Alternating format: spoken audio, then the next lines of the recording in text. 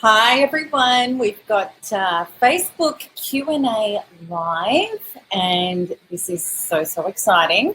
I absolutely love doing these because even though MTE and myself, we put out lots of videos and articles and all sorts of things and Facebook posts, this is the one opportunity where we get to actually interact in live real time together, where I can answer your questions about the things that are stopping you from healing from narcissistic abuse. And this is where we get to have really rich and incredible conversations together. And I'm really excited to connect in this way. So I'm now, I'm transmitting from Melbourne, Australia. It's 11 a.m. and we're having a really lovely summer, an Indian summer here. So it's a beautiful warm day in Melbourne. And before I got started today, I was out sanding and painting a back deck, which is part of thriving. I also do quite a bit of renovating. So it's kind of nice to sit here and have my back have a rest on the couch and connect with all of you folk. So please introduce yourself when you come in and say hi. We have Clary here from support. Hi, Clary. So I know you're not having the weather that we're having here in Melbourne at the moment. You've got snow again, as we were talking about this morning. And anybody else that's coming in, say hi. Where are you from in the world? It's just so fantastic that we can all connect in this way. It's incredibly special and it's incredibly powerful what we can do with technology. So, yeah, Clary, I know. It's cold again there. You've been having it mild in your part of Canada. But it's, hi, Emma. Lovely to hear from you from Finglas in Melbourne, a fellow Melbourneite. Bernie, hi. And Susanna from Maine in the US. That's just lovely. Ricky from Texas. Deborah from Perth. Tina from North Carolina, hi. Michael from San Diego. It's so great. It's always so great when we have guys involved in our Q&A. So thank you for showing up and being a part of this. Jessica, hello from South Florida. Emma from Ireland. Beautiful to have some people from the UK. I'm not sure what time you are, but I know it's probably not a user-friendly time for you to be here live. So thank you for your presence and showing up. That's really beautiful. So to kick this off, guys and ladies, what I'm going to do is just go into some of our most asked questions that we've got running around MTE at the moment so that I can help you with that. And Bernie, you're from Ireland as well. Michael from OH. I guess that's Ohio, I guess. Anyway, I'm going to start off with our first question that we're going to look at. And, oh, I love this one. Okay, this was what we did have asked. Somebody from the community asked this question this week, which is, I want to start a new relationship, but I don't feel like I'm ready. So this person had said, you know, I've been doing the modules for some time now. I still experience depression and I'm triggered by the narcissist, even though we haven't been together for 3 years. And I want to feel free to start a new relationship, but I don't feel like I'm ready. What do you advise? Oh, gosh. For those of you out there, I so relate because that was my story too. After narc number 1, it actually took me 3 years to start dating. And I got to that part very quickly when I started doing the inner work and when I found quantum freedom healing. And when I could get rid of that depression and that pain. And I think what is so important is that we have to be in love with life on our own. We have to get to, if we feel like we're empty and we need somebody to give us our life, we're actually going to pick people that are going to keep us feeling empty and needy. My biggest suggestion there is do the inner healing. Make your greatest mission to fall in love with life and yourself and love your life, and then the love of your life will come. So I hope that really helps. So I just want to go on to another couple of questions, and I'm going to ask you guys for questions. And please, while I'm giving these questions, you can give any feedback you like. Ask another little question. We can have it as interactive as you need it to be. So I hope that question really helps. All right, I really love this one. Can you heal physical ailments with quantum freedom healing? Oh my goodness, yes. Absolutely. It took me a while to click onto that. And the really crazy thing was, when I first started using quantum freedom healing, I had what was known as a complete adrenal breakdown. I was told that my adrenals would never heal. And what happened was, through releasing my trauma, because I was just wanting to feel like I could live, my adrenals completely healed themselves. And even though that happened, it took me a while down the track to start realizing that when there was something wrong in a physical ailment, it's the body signaling to us that something's out of alignment, or we're carrying trauma in that area of our body. When we actually release that and bring in source, which is well-being, we start experiencing very powerful spontaneous healings. So an example that I really want you to understand is, a few months ago, I even forgot it. I had this sore throat thing. I knew I was a little overworked and doing too much, and I went to the doctor, and it was tonsillitis, and then cleared that up, and then another problem occurred, and so on and so forth. And I went through ridiculously 2 or 3 lots of antibiotics. Nothing was working. And then what I did is I went inside and picked up the trauma of quantum freedom healing, spiraled it out, brought in well-being, and all of the things were, I didn't feel heard and supported enough, primarily from my partner, because I was doing the martyr thing and doing too much and not asking for help, and, you know, doing a bit of the passive-aggressive stuff that we can do. And it was all that stuff. And then when I healed that and let it go and brought in well-being, the pain in my throat went. I started speaking up for what I needed in much more productive ways, and it's never come back. So that's just an example. Sore back, it doesn't matter what it is. Healing a cut that's not healing. I really believe that everything that is disease, including our physical ailments, is because of trapped trauma or faulty belief systems in our body, and it's the body getting our attention to heal these things. There are people in this community that have healed psoriasis, they've healed herpes, they've healed cancer with quantum freedom healing, things that are supposedly not able to be healed. So I hope that answers that and gives you hope. Even nausea. You know, if you go in and pick up the nausea and spiral it out and bring in well-being, the nausea goes. It is that powerful. So we've got a few more people in. Hi, we've got, lovely to hear from you, Chris, the 2 Christines, and Michael and Dawn and Natasha. It's really, really wonderful. And Mary, oh, I'm so glad that you love our videos. That's just really, really wonderful. All right, I'm going to answer. Hi, Faith. Lovely to see you. I'm going to answer one more question, and then I'm going to hand it over to you guys. And no question is off limits. I want you to understand that. No question is off limits. All right, so let's have a look here. There was one that I really, really liked from the community.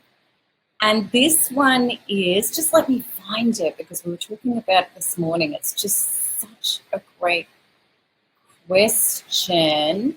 Okay, it was to do with addictions. Are all narcissists the type of people who do things like alcohol or drugs or sex or whatever else? And absolutely, a lot of narcissists do have a secondary addiction. Their primary addiction is narcissistic abuse. And that's their primary driver in life, is I need the attention and the significance from outside of me to keep convincing my false self, which is a constructed entity that can't sustain or retain its own energy. I need that evidence and energy from outside of myself to continually keep propping up my false self and feed it life force. because it can't create its own life force. So that's narcissistic supply, that's attention and significance. However, there are times when narcissists can't get attention and significance or sufficient amounts to sustain the false self. And the trauma of that is the really deceased inner being, if you like, disowned, divorced inner being. Those inner unattended to traumas bubble up to the surface, which is the feelings of shame and rage and insecurity and I'm not good enough and I'm not worthy and I'm defective and nobody likes me and all those horrible feelings. So it's self-medication to go for drugs, alcohol, gambling, sex, all of those things. So narcissists are very, very prone to addictions.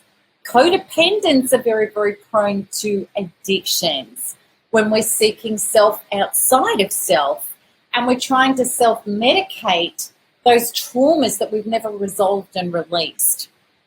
That's another, that's absolutely another match of the codependent, the narcissist that brings them together, that inner emptiness and trying to self-medicate with things outside of ourselves.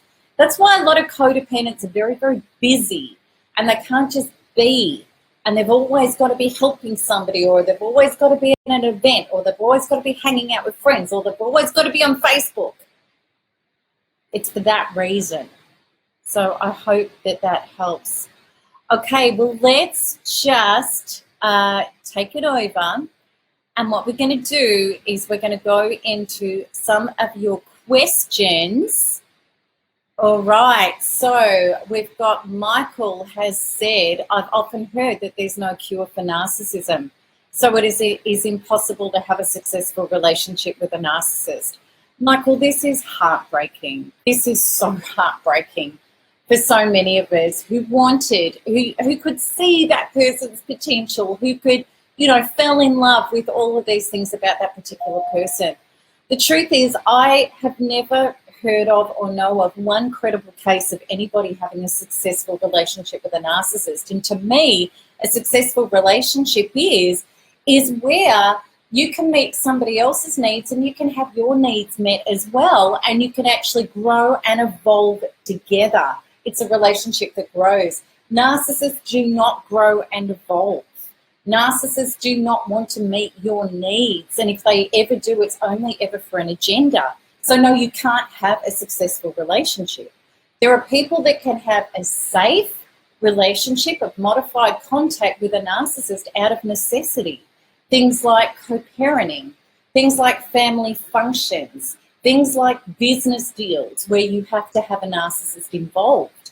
But that will always mean two very important things. The first thing is powerful boundaries where you will not take crap.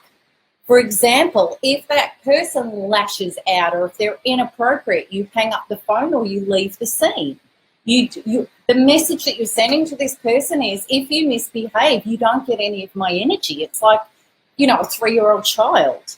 The other thing is to have a safe relationship of modified contact with a narcissist out of necessity is that you have to come to terms with this person cannot be. They do not have the resources to be a normal person. I need to stop expecting them to do A, B, C, and D healthily or nicely because they're not capable of it.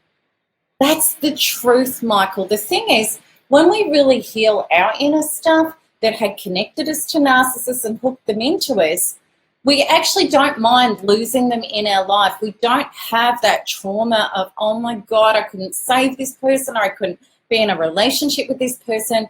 We're actually so relieved to move forward into life and generate beautiful, flourishing growth relationships, evolutionary relationships that are our birthright, rather than trying to turn, shit into jam. Sorry for being frank, but that's the truth.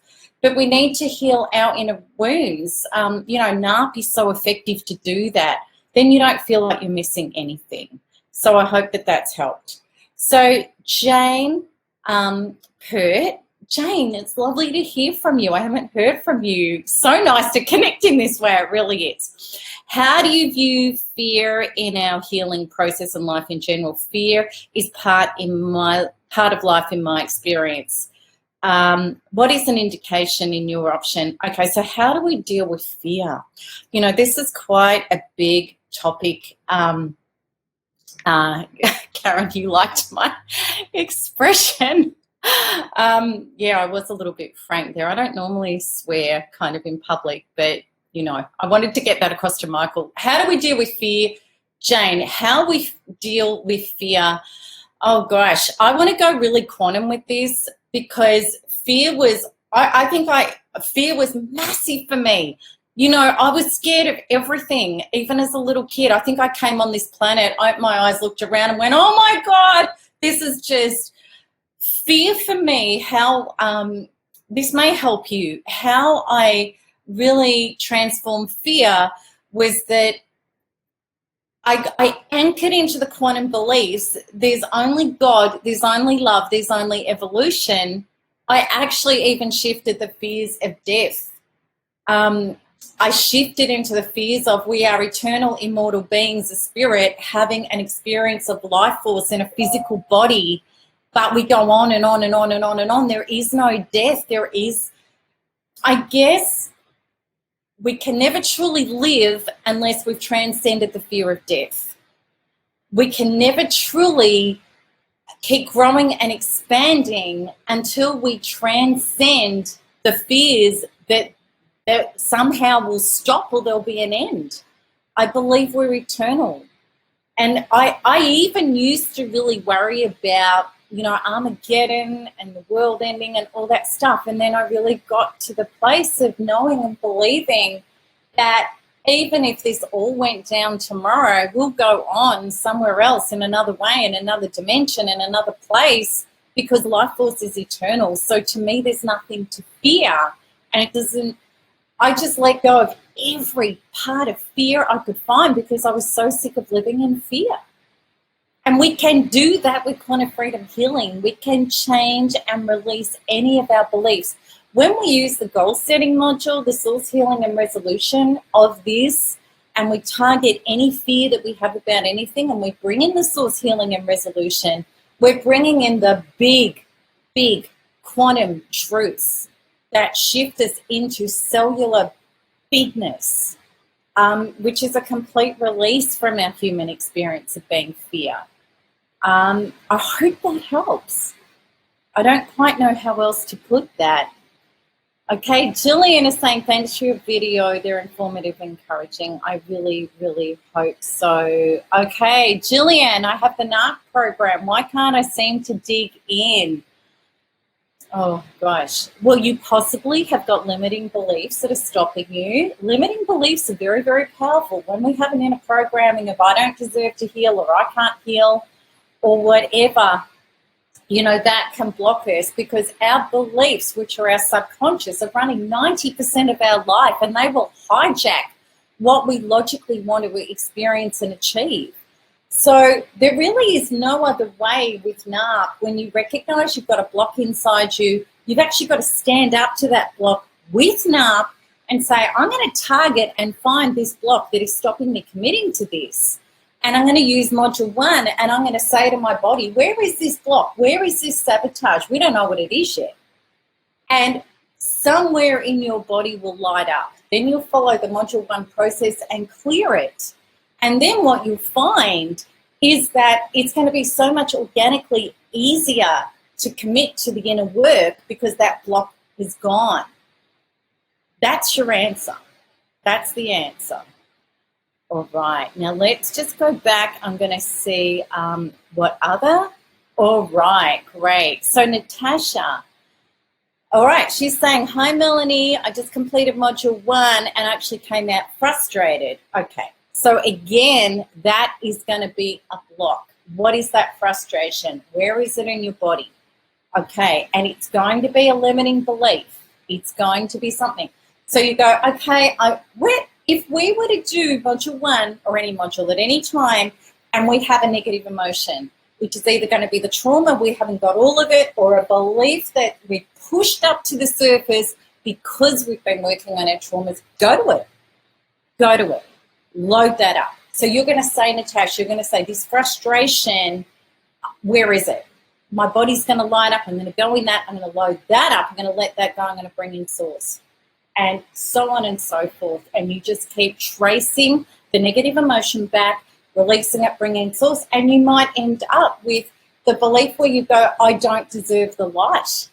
I don't deserve healing. I'm not putting words in your mouth. You've got to trust what comes up for you. Just keep tracking and clearing. We have to be very, very persistent sometimes when we have a lot of trauma and a lot of limiting beliefs.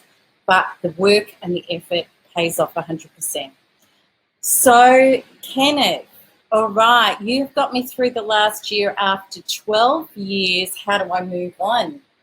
All right, so Kenneth, when we're not moving on, there are reasons, there are traumas, and there are beliefs that are stopping us moving on.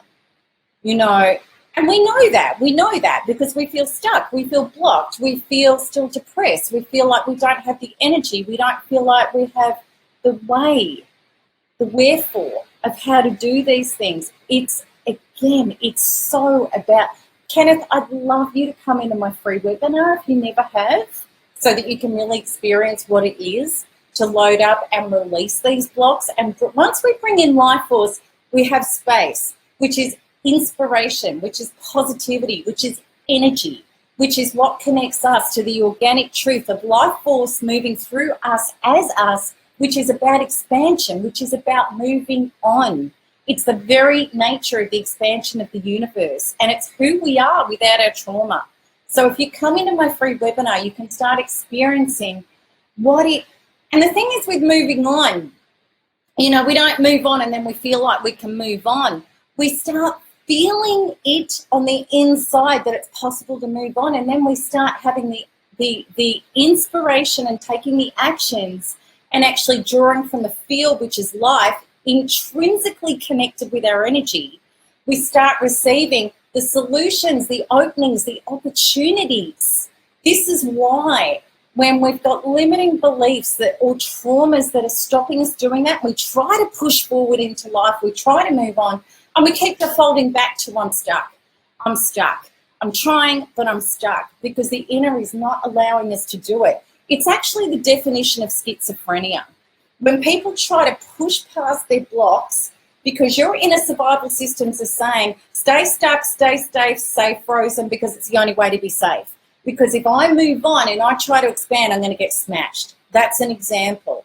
When your inner survival programs are saying that, if you try to force yourself to move on, the depression will get worse. The physical ailments will get worse. The dramas that are pulling your life down will get worse, because the survival program says, I am having my way with you. You cannot, with your teeny 5% logical mind, you cannot beat 95% of a survival program that's taken over your entire being in your life. We have to address that. Then we organically become universal life force flowing through us as us, which is expansion. So I hope that helps. Okay, so Star has said, he's manipulating my 15-year-old son. He wants him to hate me and all women, including his sister. How do I handle this to help my son? This is a really big conversation, Star. And I always come back to this same thing that I had to do with my own son as well, which was so, so important, that we cannot help our children or change them in any way until we heal ourselves and we become a force of wellness and goodness and well-being in their life. And then what we can do is we need to heal how we feel about our children. So there was just such a powerful thing that I saw years ago when I was understanding quantum realities. It was a story about a man, and his little boy was wetting his bed every night. And this man would wake up every day and go, oh my God, he's wet the bed again, he's wet the bed again.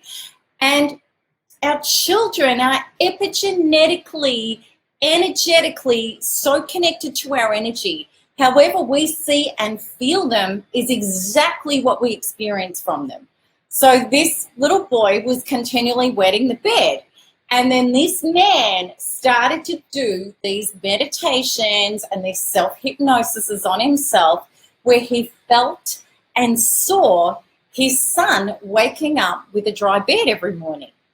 Now, within a week, his son never wet the bed again. And that was the only thing he did that changed it. He became the belief and the knowing that his son would find his way inside himself, and then his son rose up to meet him in that energy. So in relation to your son, what is so necessary here, it was the same when my beautiful boy, Zach, was taking drugs and alcohol and he lost himself. I had to heal myself to the level where I had no anxiety and trauma. I knew his soul was doing its journey, and I held the belief that his inner being is going to awaken and heal and find its way. And I felt and held him as well, and I let go. I took off trying to lecture, prescribe, change and fix him to make me feel better about him. I felt better about him unconditionally. And then he rose and met me in that space. It only took 3 weeks from the most disastrous circumstances you could ever imagine. 3 weeks. So this is what we've got to do with our children. A lot of people say to me, Melanie, I don't have time for the narcissistic abuse recovery program because of my kids and what they're going through. And I say to them every time, when our kids are involved, we don't have time not to be healing ourselves. They're not going to get better unless we get better. And until we can hold for them the space and the energy where they need to be operating in. We have to do that for ourselves, our children, and this world if we want things to change. So I hope that helps. All right. So Karen has been saying I've been working module 7 and 9, and you've been having huge breakthroughs. Karen, it's been beautiful reading about and sharing your stuff in the community. So thank you for contributing. It's just been really just amazing. Now I'm just going to go back to where my support team are sorting through for you questions. All right, Christina, can the narcissist truly discard and go away, or do they reappear out of nowhere and try to hoover? If they do, is it safe to reject them and tell them no thank you? Or how do you tell them to not take the crap? Okay, so Christina, there's a couple of things in that.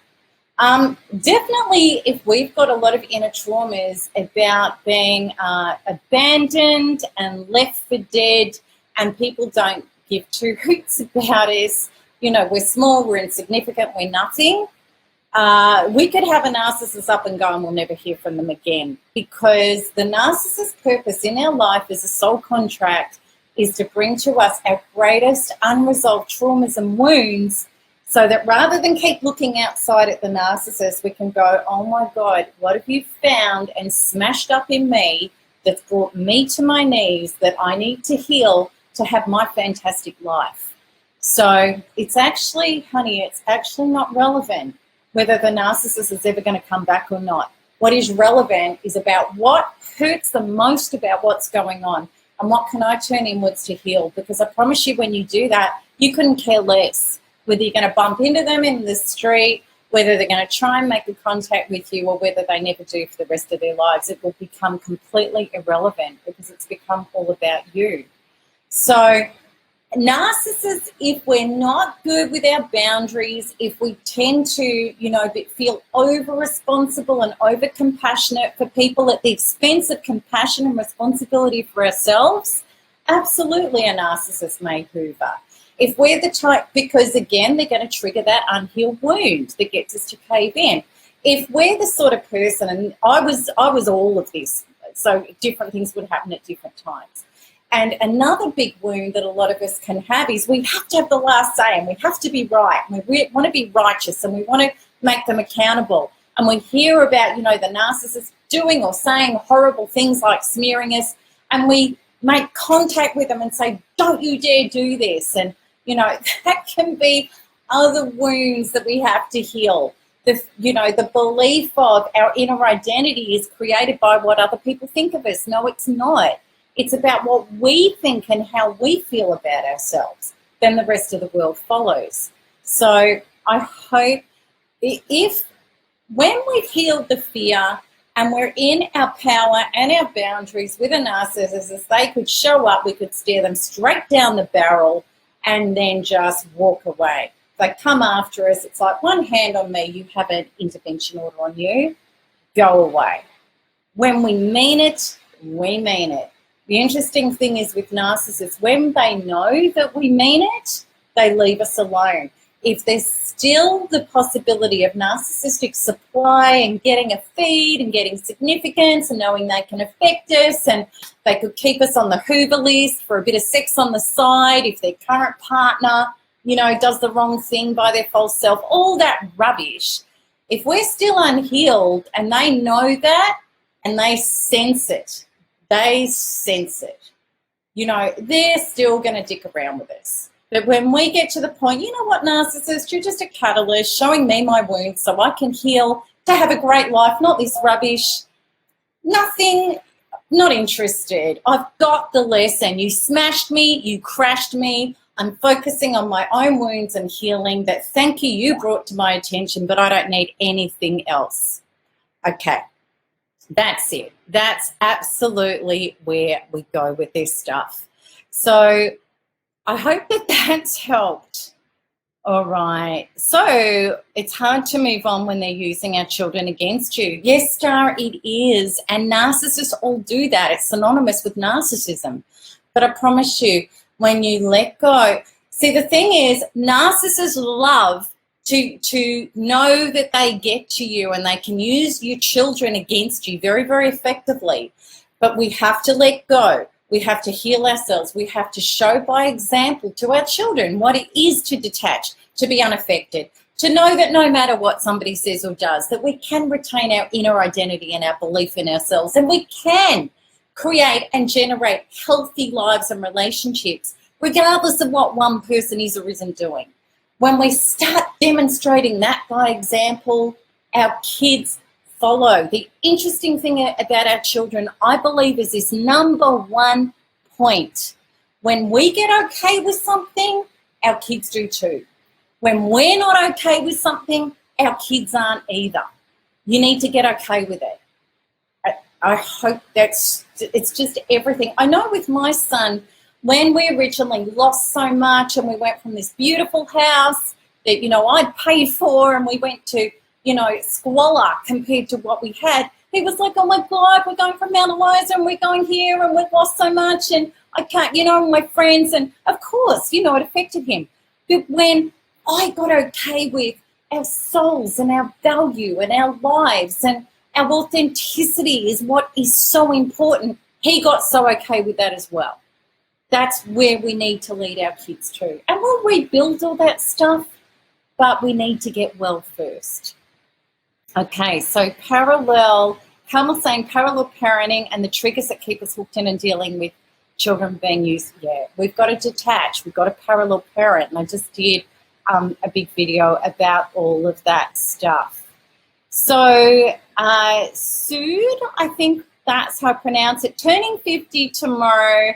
And Sood, 50 is awesome. I'm 51 now and I'm loving my 50s.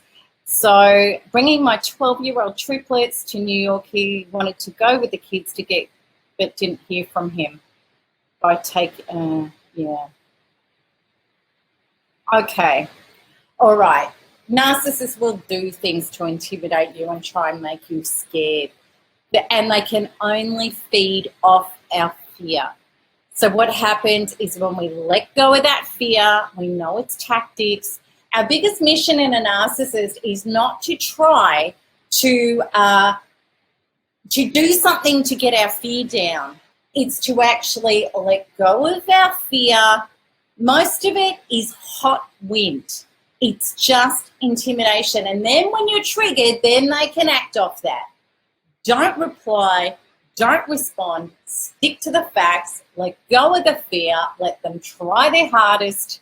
And narcissists all fall over. They can only get to you through your fear. Understand that. All right. Ken here. You've been a beacon of hope for a long time. Oh, Ken, I'm so glad that I could help.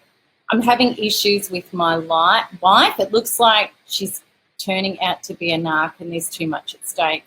Life has been otherwise good. Kids, home and work, but not my home front.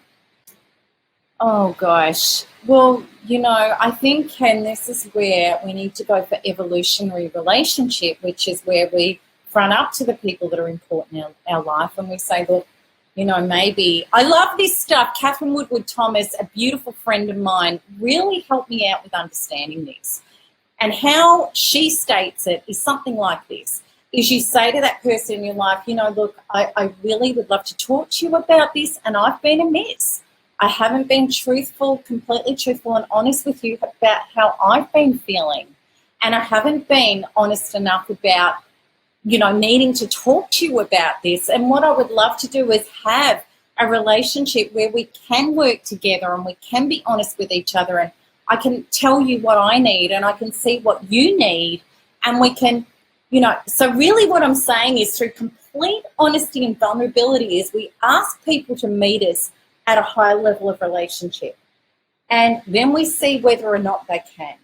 And the truth is, if they can't, through love and honesty and vulnerability of asking them to join us there, and if we know our non-negotiables, that I will not live like this and I will not be an example to my children of living like this, even if we're all under the same roof, that my life and how I serve self, life, and my children and others is only going to work if I'm congruent to my values and my truth. If you can't meet me there, we need to separate.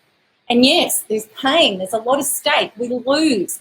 I've lost out twice through narcissistic relationship. Piles of stuff. So much money. Everything I thought was my life. I lost it twice over. However, what I do know is that when we align and we get congruent, we are blessed and flourished beyond our wildest dreams. And I also know the relationship with my son, who has been through so much and who he is as a human being, would never be what it is today if I hadn't lived a congruent life. So that's my suggestion there. All right, now I'm just going to go back to some other questions that the support team are granting me. Oh, okay, Jennifer, great question. Jennifer Watson. Why do we feel like we owe them in some way? This is a replay of childhood wounds, Jennifer. This is our programming, that we feel like we have to earn love and approval. We feel that we're made responsible as a child for somebody else's well-being. Maybe we had a parent who used guilt or who, did conditional love. Well, look at all the things I do for you, So really, this was at a young age. We were taught to bend to other people's will and to give them what they believed they wanted from us, even if it went totally against our own inner being and our own truth. So they're traumas that we've carried, that we feel that we're responsible for somebody else who isn't taking that responsibility for themselves. Once we heal that stuff, it no longer exists, and I promise you, you will not feel like that. All right, so Georgia, Melanie, I attracted a spiritual healer who was actually a money-grabbing, gaslighting charlatan. Oh, it can happen. And this is the first time I've felt the narc financial abuse and gaslighting from somebody who's not a family member, or from someone who was supposed to be a healer. She took my vulnerability and abused it. I'm lucky I've got my homeopath, you, and my therapist. How do I handle a situation like this or spot it in the future? Massively covert. Apparently a big divine feminine guru is like unbelievable. Well, the truth is, Georgia, narcissists can be absolutely anywhere. And the interesting thing about spiritual and religious narcissists is, people with inner trauma are often attracted to healing arts, spirituality or religion, because they're trying to get some sort of relief from a bigger, higher source. And narcissists absolutely do have a lot of inner trauma. The other thing is, too, there's a lot of ability to garnish narcissistic supply as some sort of spiritual leader or facilitator. So the spiritual and religious world is full of narcissists. That's the truth. How do you deal with this? You deal with this like you do any narcissist. You walk your truth. You realize that you've probably suffered losses.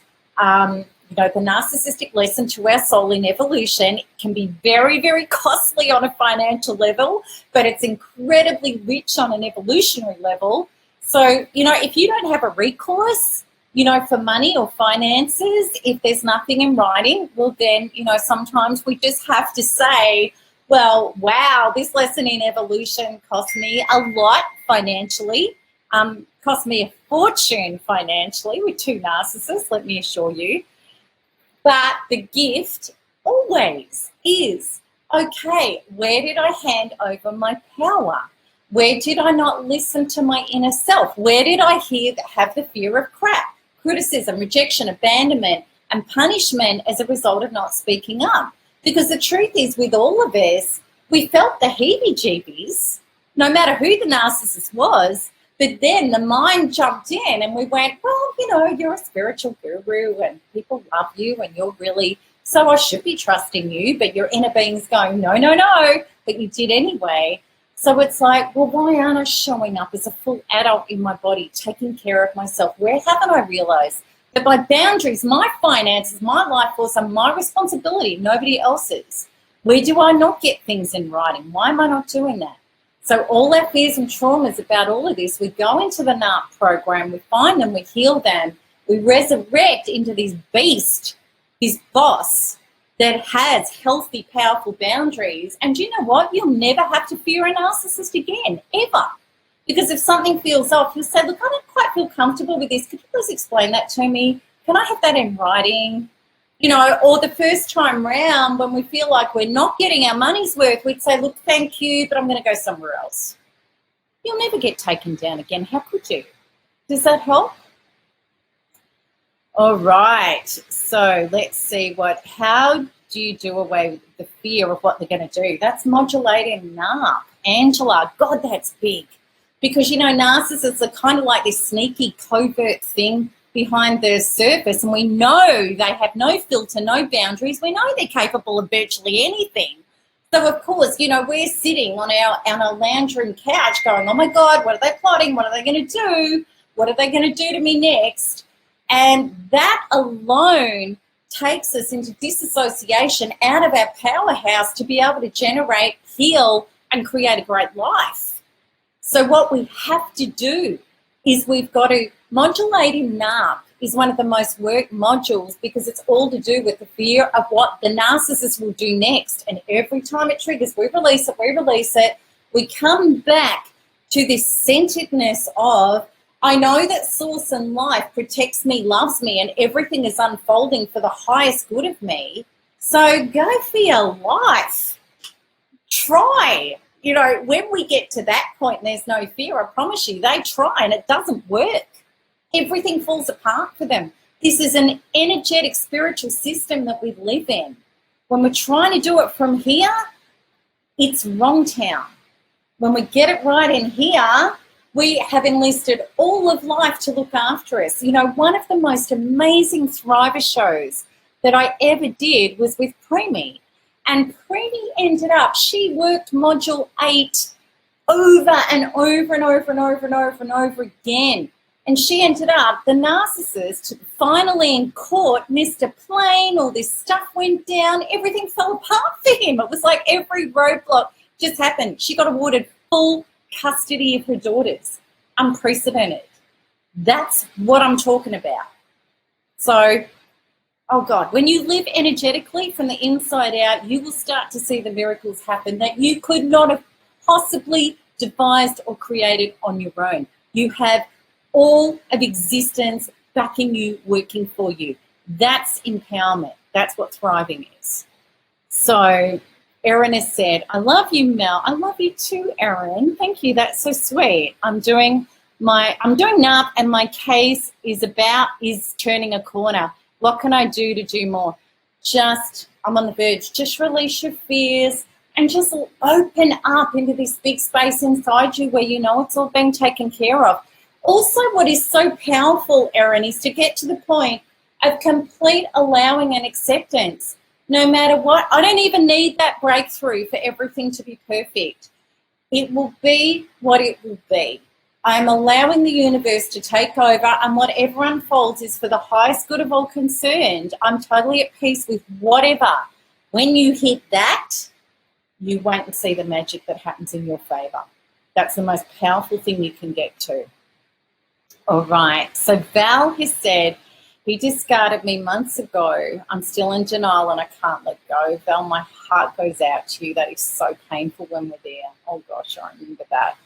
I have a tendency to call psychics. Okay, yeah, I understand. I do. To feel connected, but I've been trying to stop the habit. It's destructive. I keep blaming myself. Okay, Val, you've got to turn inwards, sweetheart. You know, we're looking outwards. Is there a sign that he could come back? Could this work? Could this?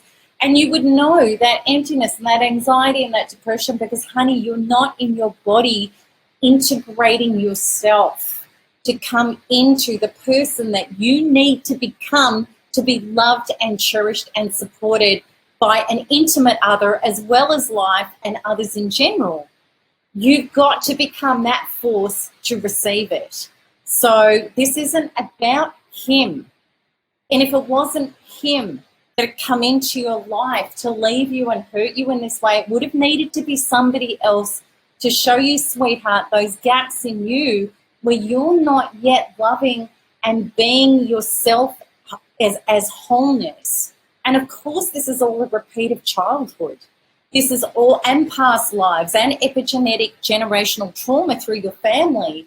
This inability to feel whole and lovable and solid. So I'm trying to get it from outside of myself. Please come into my free webinar and start getting relief and some power back. And you'll understand, because the way you're going, honey, is just down a path that leads to nowhere, apart from more trauma, more pain, maybe somebody in the future who can offer you some crumbs, but they're never going to give you yourself. They can't. This has got to be healed. And then I promise you, you're going to get the goodies, 100%. Okay. Right. Okay, so Monique, you've got the same problem. If the narcissist is turning children against you, have a look at my parallel parenting stuff. Come into a free webinar. Focus on healing yourself and detaching and being a force of detachment and generating your own power. And your children will follow. Absolutely. All right. Now I'm just going to go back to where we have some stuff here. Okay, Mark has said, hi Melanie, I think it was gaslighting and I ended my relationship because of it. If I told you the circumstances, could you confirm that? Lots of red flags of MPD that I overlooked, but I really love the woman. And I think I'm an empath, but I'm really having trouble validating the experience of gaslighting. How do I do this? Great question, Mark. Great question. Mark, you know, I think what happens is we go, well, was that person really wrong? Or, you know, or did they really do something wrong? Or should I have ended this? I really think, and this is where our head is trying to work it out and analyze it and come up with an answer to all of that. Whereas I think our thing is, if we can come back to, all right, this didn't work out for a reason, and the reason I'm having disappointing relationships is because I need to heal something within myself. Because then when I have healed stuff within myself, I will have clarity. I will be able to look back at that relationship and I'd say, okay, actually there was a bit of me in there. That, you know, this person was that, but I can see that this was a reflection of my stuff too. And maybe because I still love this person, I've got more clarity now, I could approach them, I could have a coffee, I could sit down with them and I could say, you know, can we just clarify some things here? And you're going to get your answers. Or when you heal yourself, you'll get your answers anyway. And you go, you know what, that was actually a really unavailable, manipulative person that wasn't truthful. And that's a real replay of what my mother or my father was. Or my sister who used to abuse me. Or whatever. And now that I'm healing, I know I'm not going to choose those people. I know the people I am going to choose. And I know that when that stuff, if it ever starts up again, I'm going to have a boundary with it. I'm going to speak up about it. I'm going to, you know, because this is what relationship is all about. If you heal and raise to an evolutionary level, if she is capable of that, she can come and meet you there. If she's not, she won't. But you'll have clarity around it. Whenever, Mark, we are trying to work out the other person, whenever we are in wrong town on steroids, I promise you that. There is no relief or answers there. We've got to sort ourselves out, then we get the answers about other people. So Sarah has said, I came from a family of 4 children. Why is it that I'm the only codependent, the one to attract narcissists? Okay, so I guess what you're saying, Sarah, is that none of the other children are running that pattern. Maybe they're not narcissists. Maybe, you know, they've been able to have functional relationships. I kind of relate. I'm one of 4 that has done the same thing. So I know what you're saying, and I used to always say, why me, why me, why me? And the answer that I totally believe is because I had a spiritual journey to perform. I absolutely chose, before I came down this time, to recreate the traumatic experience that I'd never actually resolved before, so that I could expand into my true life calling.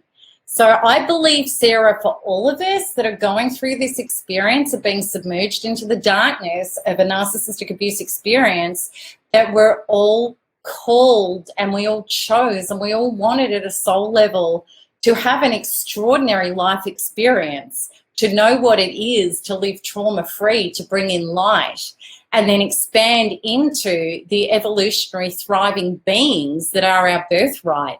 Because without this experience, quite possibly we'd be having a more ordinary experience like a lot of people are having. But, you know, when we're really honest with ourselves and when we get over to the other side, I look at the people, I think, power to them. How awesome that you've been able to come in, meet your loved one, you know, settle down, have your 2.3 children and your station wagon and your old English sheepdog, and, you know, holidays and friendships and a big friend group. Isn't that gorgeous? That's beautiful.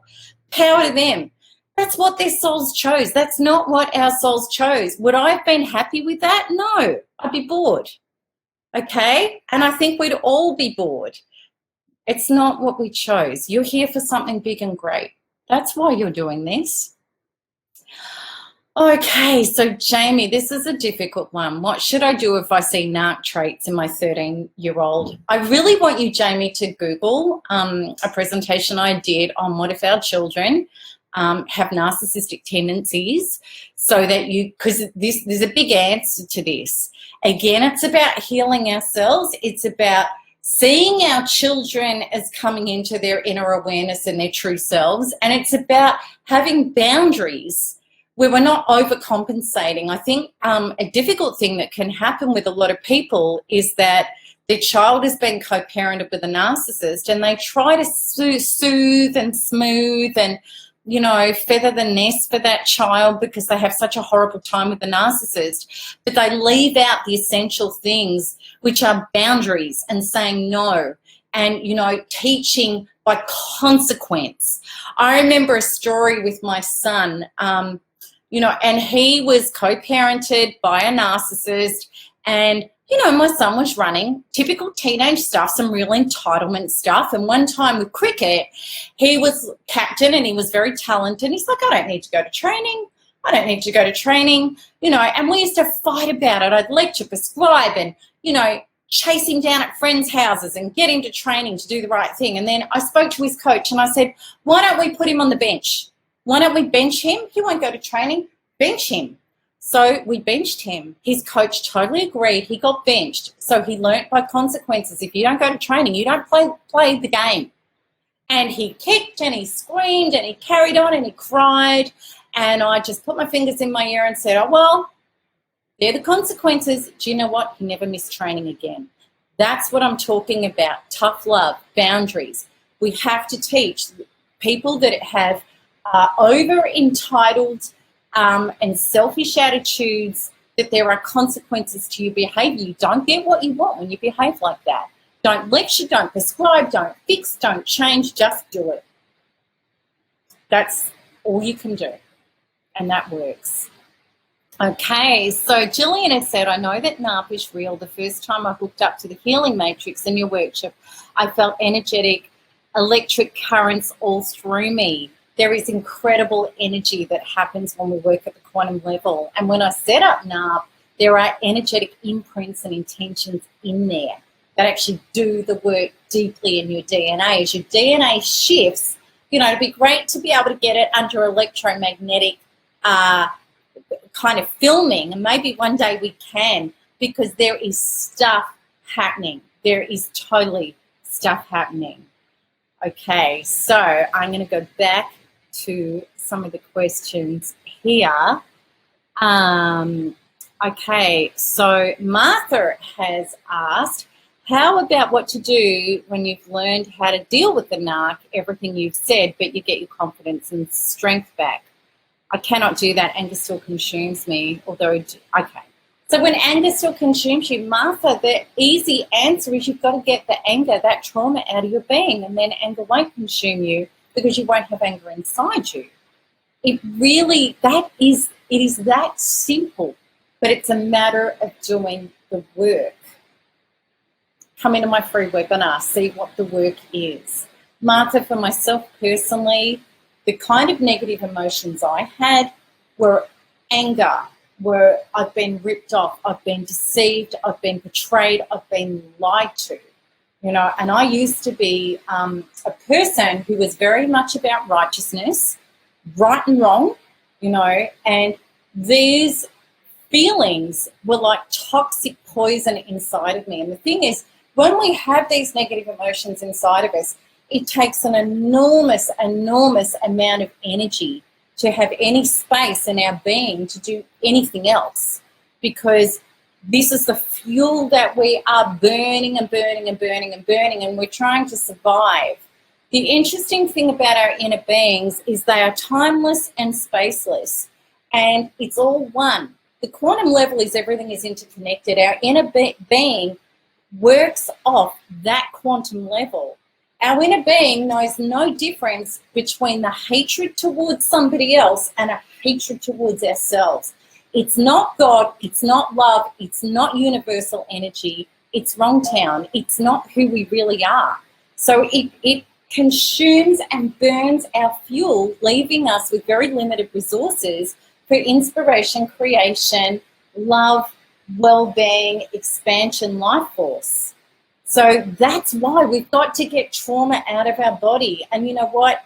What I kind of find frustrating often is that now that we know this and that we have the ability to perceive this, if we're just trying to manage that trauma that's still trapped in our body, it still takes up a ton of energy. It's really, really hard to do.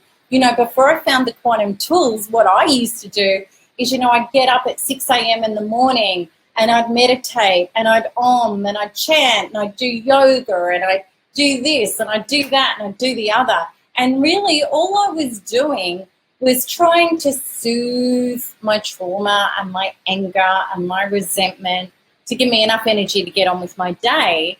But as soon as I dropped those practices, it just consumed me again. All I was doing was, you know, patting it on the head and saying, calm down, calm down.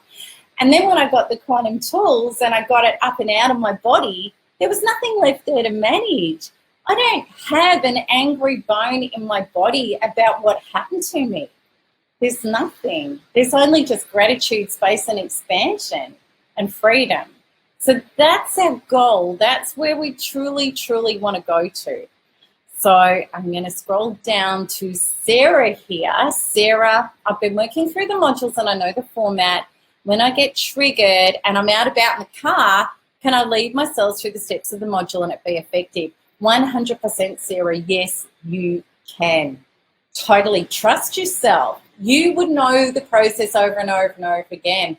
Just do it. Just do it. And you will find, even by imagining it loading up and then releasing, and you're bringing in source, and then you're doing your integration, you know, with your inner child, releasing that from the trauma, filling her up, bringing her in, expanding.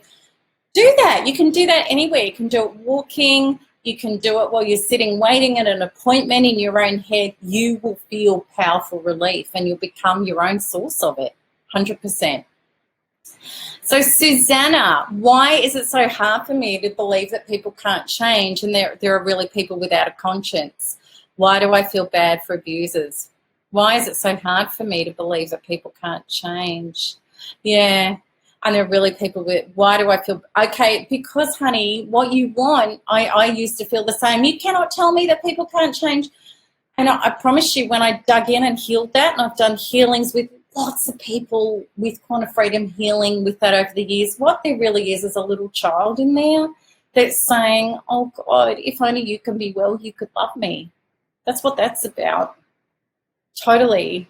I'd love you also to go to my article, which is about soul contracts with a narcissist, because if you go to that, you don't have to feel sorry for them. They're on a path of evolution. They may not get it this lifetime. There's lots of people that aren't going to get it this lifetime. Their soul has been taken out by a polluted personality, and the soul's catatonic. There's no room left for growth. These people are not going to evolve in this lifetime. Hitler was clearly one of those people. Malignant narcissists are those people. However, when you read that article, you will understand we're all going back to the light. We're all going back to oneness. We're all going back to wholeness, because there's actually nowhere else to go. So we don't have to feel bad for them. And they're doing an amazing service, narcissists, because when they're completely unconscious and they're an ego run amok, they are bashing people's wounds up to the surface, making their unconscious conscious. And for us to not enter the same hell of unconsciousness, we've got to do our inner healing. They're doing an amazing service. At a soul level, there's only love and there's only healing. You don't have to feel bad for them.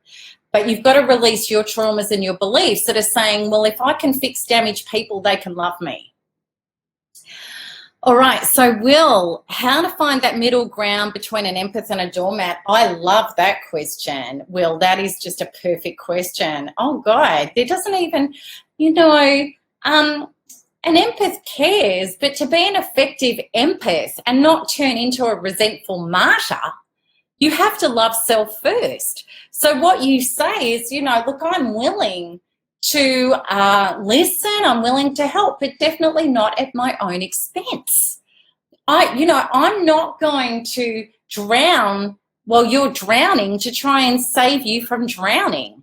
If I really love you, I'm going to be honest with you. So, for example, if we have a friend that just rings up and that just dumps and dumps and dumps and dumps, if we really love that person, we'd say to you, look, we're honest. I actually feel really uncomfortable listening to this constantly. And, I talk to you about solutions. You never take them. You never change. And and I love you and I care for you enough that I'm going to be honest with you that I don't want to keep allowing you to do this. So, for us to continue a relationship, you need to take some responsibility for your emotions and heal them.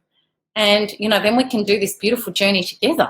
So when we're a doormat, we're not actually caring about people enough to be honest. And we're not honoring ourselves. We're just emptying ourselves out. And then generally we just get resentful and we don't like people anyway. And then we don't even serve them healthily. A true empath will do that. Sophie, hi, beautiful Mel. Your talk on covert narcissists really broke me open. Although I'm finally on no contact, do you have any suggestion for when the guilt comes up? Oh, gosh, I sound like a broken record, Sophie. Release the guilt. Release it. Do the work. Get it out of your being. Again, if we have all of those guilty feelings, which again go back to childhood traumas, that I was scapegoated or I was guilted into handing over my power or my resources to people that hurt me rather than looking after myself, because that's what guilt's all about. I'm supposed to be looking after you even though you continue to hurt me, and then I can't look after myself. It's a childhood trauma. If we leave it there, and guilt's like this, it's pretty much what I was already saying previously, was that if I don't fix you and help you, well, then you're not going to love me. You're going to criticize, reject me, abandon me, or punish me, which brings up my childhood unresolved traumas again that I really can't bear. So, you know, guilt's a more comfortable place for me to be in, even though it doesn't feel right.